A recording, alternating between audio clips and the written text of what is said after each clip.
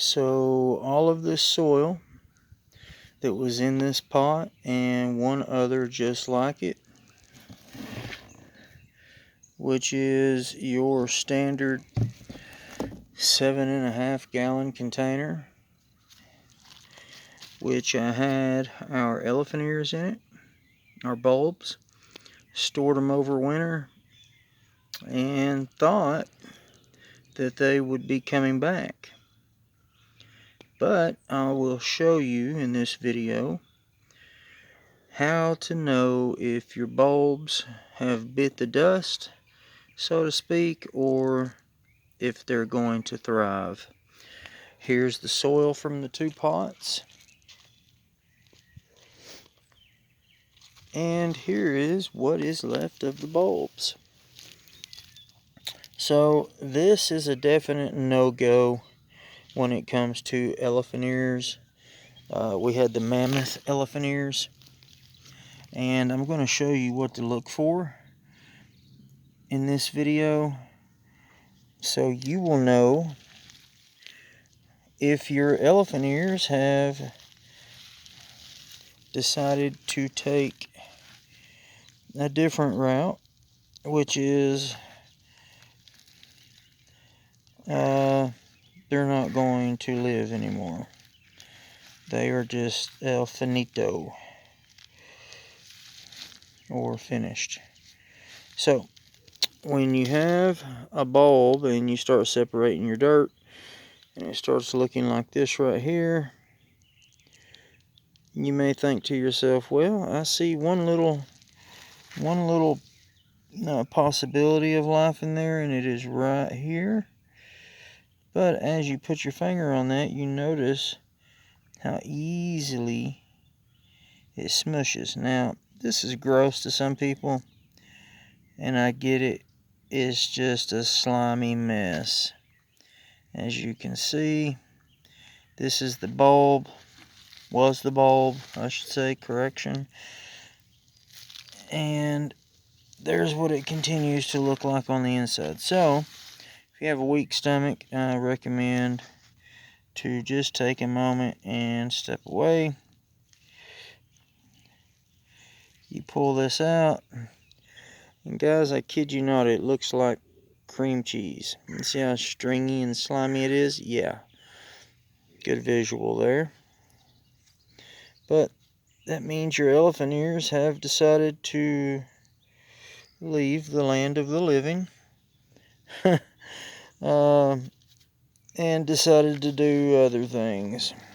So, to keep any unwanted disease out of the soil that I will be planting in, which is this reused soil right here, I will be getting this diseased portion out of the soil. And from there, I will be re-amending the soil and planting in it. Probably some of the many varieties that we have to grow this year. Good Lord willing, of course. We've picked up a couple more varieties of tomatoes since we last spoke. And we have picked up the Hungarian Oxheart, which is something I'm very excited about. And we have picked up a chocolate speckled cherry tomato variety that is just like your yellow pear small tomatoes, except it's chocolate with speckles in it, or stripes.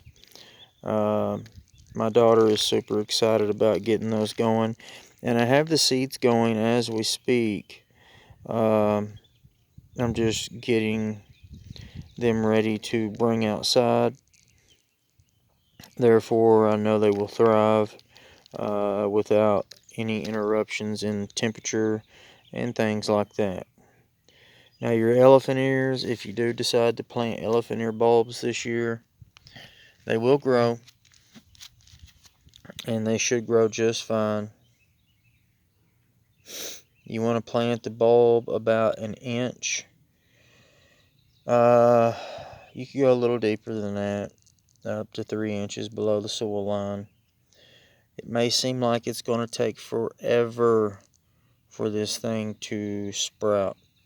Keep in mind, the soil temperature needs to be 55 degrees in order for root development to really start taking off. And then you should be good. A good fertilizer, top dress, organic dry amendment, as you've seen in my previous video, to get that delivered to the root zone faster. Make sure you use your little chopper, your Ninja blender or some sort of blender that has multiple blades on it to really micronize that and get it into the soil faster and more efficiently.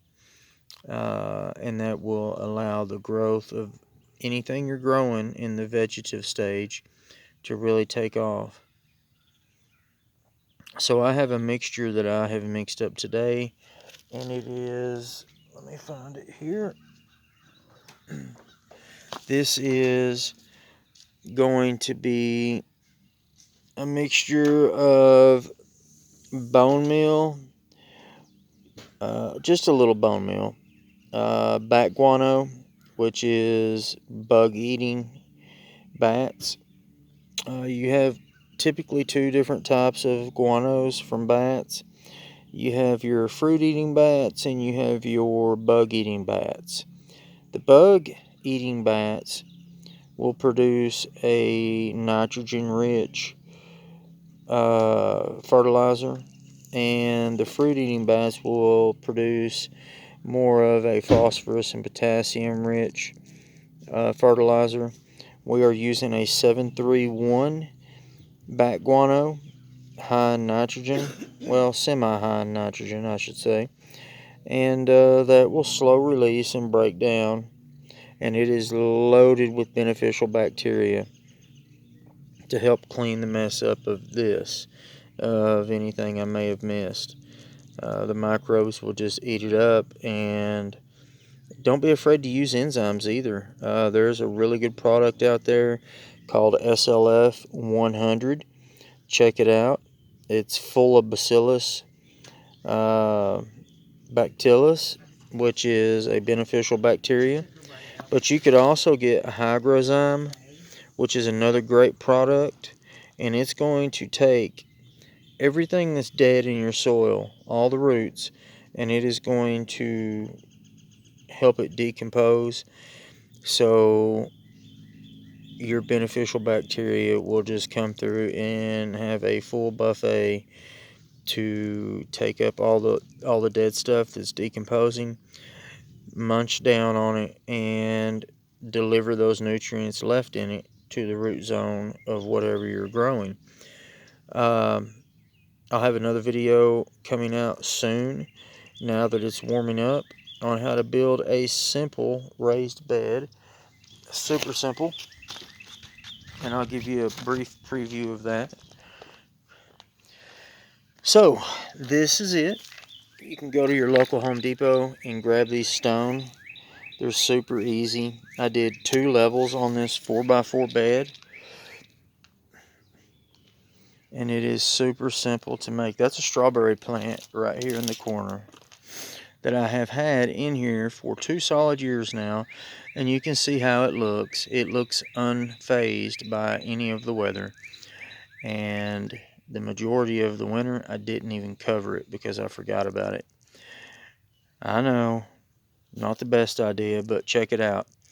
It looks great. This soil has been going for over 2 years now, and it is super rich in humic and fulvic acids. It is just great. So basically what you'll do is, on the front level, oh, and this is just a solar powered light,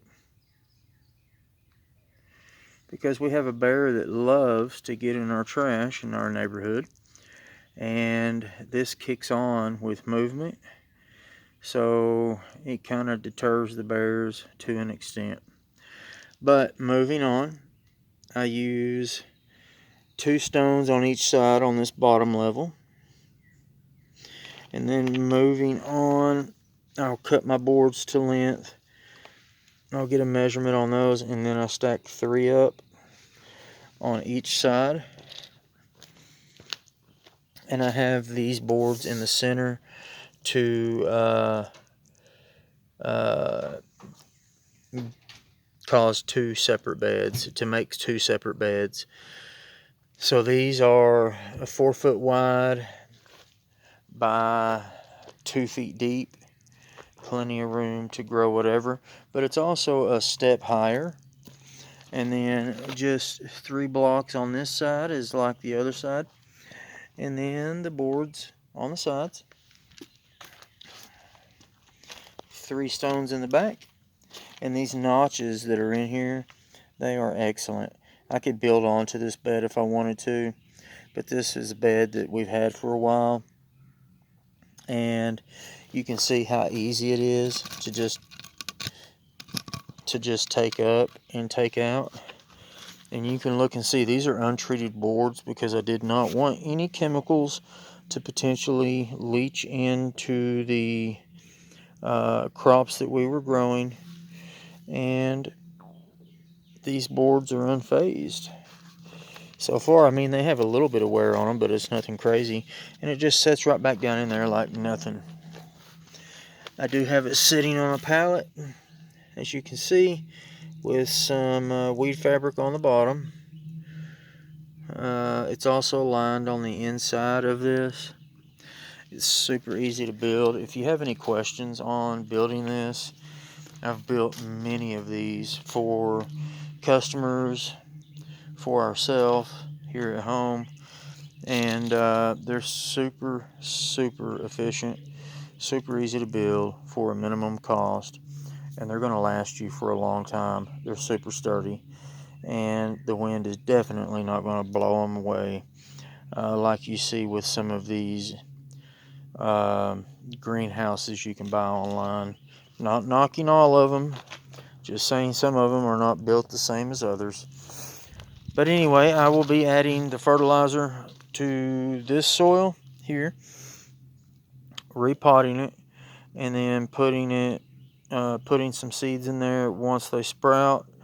And we got Hungarian ox hearts also as a tomato that we were really excited about this year. Guys and gals, stay tuned. If you have any questions or comments, please leave them in the comment section. And a lot of content coming. I look forward to answering any questions. If I have helped you in any way, shape, or form with any of my videos, if you would not mind to please like, share, and subscribe to the channel, I would greatly appreciate it. As always, happy growing. God bless always. Amen. Thanks for watching. Bye.